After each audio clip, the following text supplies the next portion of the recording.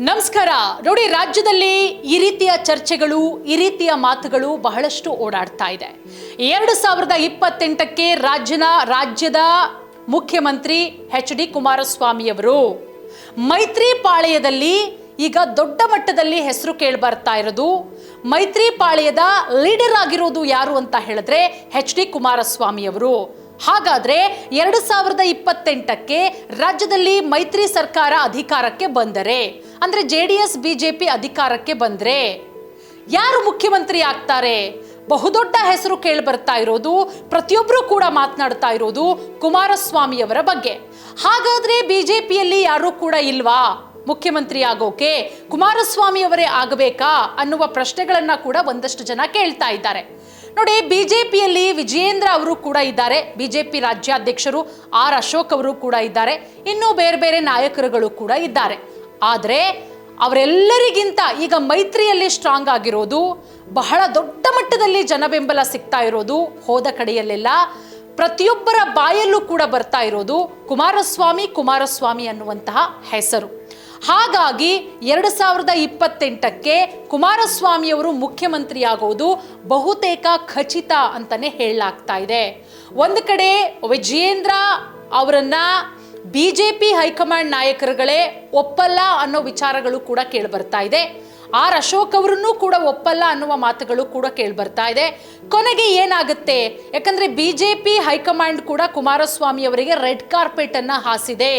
ಶತಾಯಗತಾಯ ರಾಜ್ಯದಲ್ಲಿ ಅಧಿಕಾರವನ್ನ ಹಿಡಿಲೇಬೇಕು, ಕೈಗೆ ಕೈ ಕೊಟ್ಟು ಜನ ಕಮಲವನ್ನ ಹಿಡಿಬೇಕು ಅಂತ ಹೇಳಿದ್ರೆ ನಾವು ಕುಮಾರಸ್ವಾಮಿಗೆ ರೆಡ್ ಕಾರ್ಪೆಟ್ ಅನ್ನ ಹಾಸಲೇಬೇಕು ಅಂತ ಹೇಳಿ ಬಿಜೆಪಿ ಹೈಕಮಾಂಡ್ ನಾಯಕರು ಕೂಡ ನಿರ್ಧರಿಸಿದ್ದಾರೆ. ಪ್ರಧಾನಮಂತ್ರಿ ನರೇಂದ್ರ ಮೋದಿ ಅವರ ಹಾದಿಯಾಗಿ ಅಮಿತ್ ಶಾ ಅವರು ಕೂಡ ಇದೇ ರೀತಿಯ ಪ್ಲಾನ್ ಅಲ್ಲಿದ್ದಾರೆ.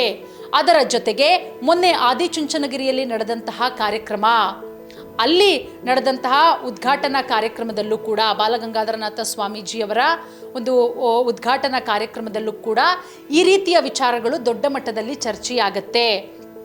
ಆ ಒಂದು ಕಾರ್ಯಕ್ರಮ ಎಲ್ಲೋ ಒಂದು ಕಡೆ ಮಂಡ್ಯ ಭಾಗದಲ್ಲಿ ಕಾಂಗ್ರೆಸ್ ಕಾರ್ಯಕರ್ತರುಗಳಿಗೆ, ಆ ಫಾಲೋವರ್ಸ್ ಏನಿದ್ದಾರೆ ಅವರೆಲ್ಲರಿಗೂ ಕೂಡ ನಡುಕವನ್ನ ಉಂಟು ಮಾಡಿದೆ. ಅದಾದ ಮೇಲೆ ಬೆಂಗಳೂರಲ್ಲಿ JDS ದೊಡ್ಡ ಮಟ್ಟದ ಸಮಾವೇಶವನ್ನ ಕೂಡ ಮಾಡುತ್ತೆ. ಆ ಸಮಾವೇಶದಲ್ಲಿ ಪ್ರತಿಯೊಬ್ಬರ ಬಾಯಲ್ಲೂ ಕೂಡ ಬಂದಿದ್ದು ಮುಂದಿನ ಮುಖ್ಯಮಂತ್ರಿ ಕುಮಾರಸ್ವಾಮಿ ಆಗಬೇಕು ಅಂತ ಹೇಳಿ. ಅದರ ಜೊತೆಗೆ ಅವತ್ತಿನ ಸಮಾವೇಶದಲ್ಲಿ ದೊಡ್ಡದಾಗಿ ಗರ್ಜನೆ ಮಾಡ್ತಾರೆ ಮಾಜಿ ಪ್ರಧಾನಿಗಳಾದಂತಹ ದೇವೇಗೌಡರು, ನಾನು ಇರೋದ್ರ ಒಳಗಡೆ ಮುಖ್ಯಮಂತ್ರಿಯನ್ನಾಗಿ ಮಾಡೇ ಮಾಡ್ತೀನಿ ಕುಮಾರಣ್ಣ ಅವರನ್ನ ಅಂತ ಹೇಳಿ. ಹಾಗಾಗಿ ರಾಜ್ಯದ ಜನತೆ ಕೂಡ ಕುಮಾರಣ್ಣ ಅವರ ಆಡಳಿತವನ್ನ ಮತ್ತೊಮ್ಮೆ ಬಯಸ್ತಾ ಇದ್ದಾರೆ. 2 ಬಾರಿ ಮುಖ್ಯಮಂತ್ರಿ ಆಗಿದ್ದಾರೆ.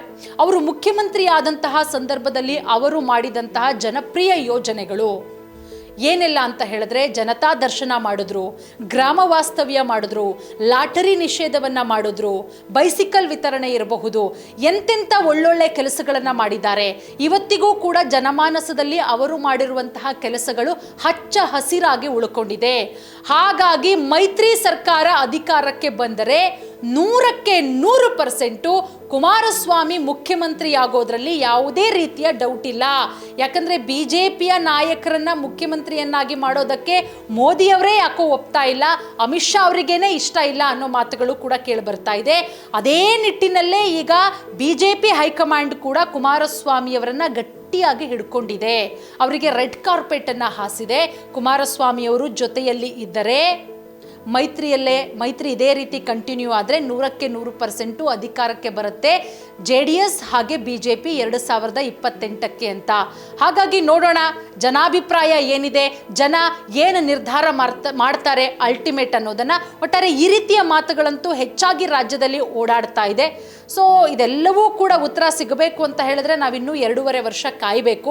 ಅಷ್ಟರ ಒಳಗಡೆ ಇನ್ನೇನೆಲ್ಲ ಆಗುತ್ತೆ, ಬೇರೆ ನಾಯಕರು ಏನೆಲ್ಲ ಮ್ಯಾಜಿಕ್ಗಳನ್ನು ಮಾಡಬಹುದು, ಕಾದು ನೋಡಬೇಕಾಗತ್ತೆ.